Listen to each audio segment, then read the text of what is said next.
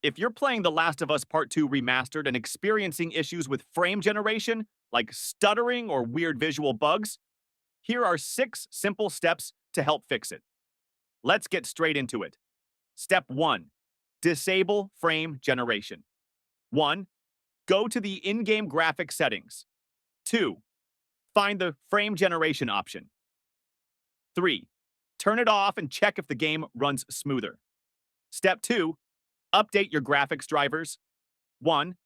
If you're using an AMD GPU, download the latest Adrenaline Edition driver like version 2 5.3.2. 2. If you have an Nvidia GPU, update via GeForce Experience or download the latest drivers from Nvidia's official website. Step 3. Optimize display and graphics settings. 1. Set window mode to exclusive full screen. Turn off dynamic resolution scaling and NVIDIA Reflex. 3. Lower these settings to medium or low. Volumetric effects. Quality, real-time reflections. Particle density, step 4. Disable overlays and overclocking tools. 1.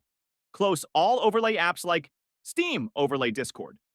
GeForce Experience 2. Also, turn off tools like MSI Afterburner and Riva Tuner. 3. These can interfere with frame generation and cause issues. Step 5. Increase virtual memory. 1. Open advanced system settings on your PC. 2. Go to performance settings, then virtual memory. Third set. Initial size equals 1.5 times your total RAM maximum size equals 3 times your total RAM. Step 6. Use DLSS or FSR. Instead 1. If frame generation is unstable, use DLSS, Nvidia, or FSR, AMD. 2. Enable it in the game's graphics settings. 3.